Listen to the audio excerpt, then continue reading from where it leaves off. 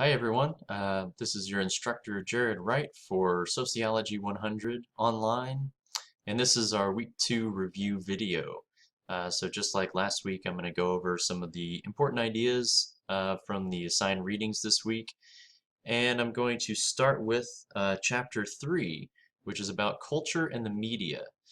Now, culture is a very broad term, but it's extremely important in sociology. This is one of the main things that we study. Um, as I mentioned in last week's video, sociology is mostly concerned with the social context in which people exist and the historical factors behind that. So a large part of that social context is the culture in which we exist.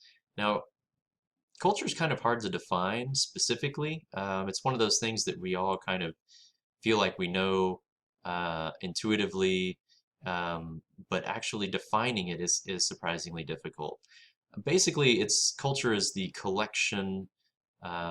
collective sum of all of the beliefs and ideas and practices and behaviors and objects and moral values and norms of a particular group or society. Um, as the book points out, there are both material and non-material versions of culture. Um, Material culture is essentially anything that we create, such as architecture, art, um, technology. These are all cultural products. Non-material culture, on the other hand, can include things like beliefs, religions, political ideologies, languages, um, even things like social norms, which the book talks about, which are sort of just both written and unwritten rules in society. The written norms would basically be the laws, the things that we've officially codified and written down as rules of behavior. Unwritten rules are more just norms, things that we consider to be normal without necessarily being officially normal. So they're what we call informal norms. Things like, uh, you wear, well, let's see, something that's not against the law, like picking your nose in public. That's not against the law, but that's considered kind of rude. That would be a violation of a norm. It's an unspoken kind of thing, but it's just generally known and accepted as an informal rule. So these all make up the non-material culture. And, material and non-material culture are both equally important. They both produce each other. Oftentimes, ideas um, precede, the creation of objects. Sometimes things like beliefs and religions can very much shape things that are created. Um, for example, you know, uh, artwork that was created during the Renaissance was very much influenced by the religious beliefs of the time. That can be seen very distinctly in a lot of those famous paintings and sculptures. On the other hand, material culture can also influence and produce non-material culture as well. Um, the book gives an interesting example of this as talks about how new technology like texting and computers um, has produced new forms of communication in the kind of texting language that we use in the form of abbreviations and acronyms and emoticons and even like memes and things like that. Essentially, this is kind of almost a new language, which is non-material culture that's been produced directly by the material culture that is the technology. Both material and non-material culture are created by people. These are essentially what we call social constructions. Now, material culture is very literally created by someone, but non-material culture as well um, it's these we collectively create these things. We all collaboratively pitch in, and we may contribute individually in small ways, but as a whole, culture becomes much bigger than just any one person. And in fact, one person can't really change culture that much. A person can spark change, but it takes a lot of people following them or agreeing with them before an actual cultural change can be made. So culture is very much a collective kind of thing. Although culture very much influences us as individuals and it shapes us from the moment we're born, we're socialized into a culture and it influences significantly the kind of people we are, how we see the world, how we behave, what we believe in, all those kinds of things. You know, being socialized into an American culture versus being socialized into, say, Saudi Arabian culture would likely lead to very different religious beliefs, just as an example there. So culture, plays a very important role in order to understand people and why they behave the way they do and do the things that they do. It's very, very important for us as sociologists to understand the culture in which they exist and to understand it, especially from their perspective. There are many different cultures in the world. There's a great deal of cultural variation all over the place. But as sociologists, it's our job to understand cultural differences and similarities in an objective sense. It's not about judging which culture is right or wrong or which culture is good or bad. Um, and this can be difficult for some people. The book talks about this concept called ethnocentric or ethnocentrism, which refers to this idea that, it's easy for people to think that anything that's different from their own culture is somehow wrong. Um, but the fact is that all cultures are socially constructed, that all cultures are essentially just different, that not there's not any one that's basically better or worse or right or wrong. They're all just different social constructions. And as sociologists, it's our job to understand the culture from the perspective of the people existing in that culture and how the culture is influencing them as individuals and affecting their behavior in the way that they perceive the world. Um, excuse me. I kind of, I like to think of culture metaphorically as sort of like the operating system of society. Every computer has an operating system which tells it how to think, basically, how to organize all of its data, how to behave. And, whether you're running a Windows operating system or a Mac operating system, it's not like one is inherently better than the other. I mean, some people perhaps could argue that Windows is better or Mac is better or whatever, but both essentially have their own strengths and weaknesses. Both function perfectly well for different people, but they're just different. Some are better at producing other things than the other version. They both have their own unique sort of constraints and ways that they shape the things that are produced from them and the ways that they were shaped by the people who created them.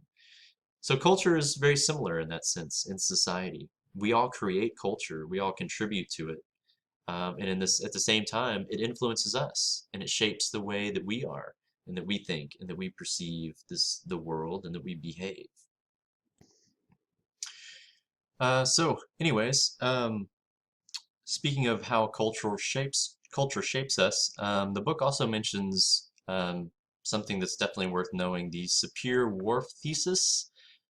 This is actually from the study of linguistics, but basically Sapir and Whorf were two linguistic analysts, and they discovered that the language that people speak directly influences the way that they think. And language literally shapes our thoughts, the form that our thoughts take. And this same idea can really be expanded to all of culture in general.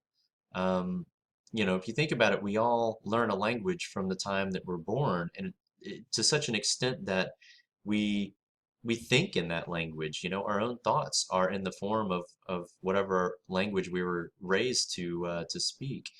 And so being socialized into a culture is very much the same way. We are, by being socialized, we basically internalize all of those cultural beliefs and values and things as part of ourselves, and it influences the way that we think and see the world in many ways that perhaps we don't even recognize or are aware of. It can be very subtle, and it can become such a part of ourselves that we don't even realize it. So learning to recognize culture and recognize other cultures, and uh, understanding how we are socialized and how others may be socialized very different from us, is extremely important. And this can be a difficult issue because oftentimes people don't see eye to eye because they have very different um, socialization upbringings, very different processes of socialization that they went through as children, and so cross-cultural communication can be difficult because of this. Um, so it's important to know and to understand this difference and be aware of it, be sensitive to it. Um, let's see, the book also refers to cultural relativism is basically what I've just been talking about, that, it's just about recognizing different cultures without passing judgment on them. You should also know cultural scripts, which is a concept created by Margaret Mead. She's a very famous anthropologist, which it just refers to roles in society, basically. Gender roles, work roles, just the different roles that we take, the role of being a doctor or a teacher, the role of being a father or a son, or a man or a woman. These roles can vary significantly from culture to culture, and they are in many ways defined and shaped by culture. What it means to be a man or a woman, it's not just some inherent biological thing.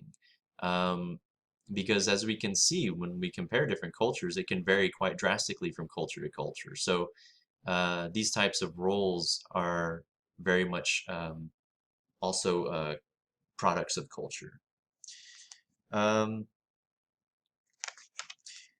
the book also talks about a study by Clifford Geertz about the Balinese cockfighting, which is another very famous study in sociology. It's a few decades old, but it's a really good one to know about. And he has a very good definition of culture, which they mention here, which is that culture is a system of inherited conceptions expressed in symbolic forms by means of which people communicate, perpetuate, and develop their knowledge about and attitudes towards life. Knowledge about and attitudes towards life. Um, Sorry if I didn't say that very well. Um, And he also points out that by understanding the significance of certain events for local people, we can better understand their lives. So understanding the culture of people is a key aspect for understanding the lives of people. The book also talks about subcultures, which is good to know. A subculture is basically sort of a culture within a culture. But subculture, the term is most often used to refer to smaller groups within society, like non-mainstream groups. Sometimes these can even be like deviant kind of groups, groups that are not sort of the majority or the norm. Um, and these are groups which kind of develop their own style and their own culture, their own sort of miniature culture within themselves. The book talks about the goth culture, which can vary itself, have a lot of internal variation, but essentially has its own sort of cultural norms and fashions and styles and beliefs.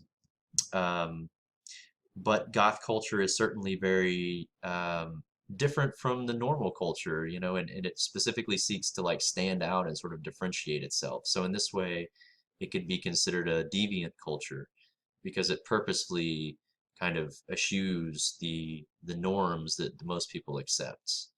Um, and this also will relate to the idea of hegemony, which I'll discuss in just a second here in the next part of this video.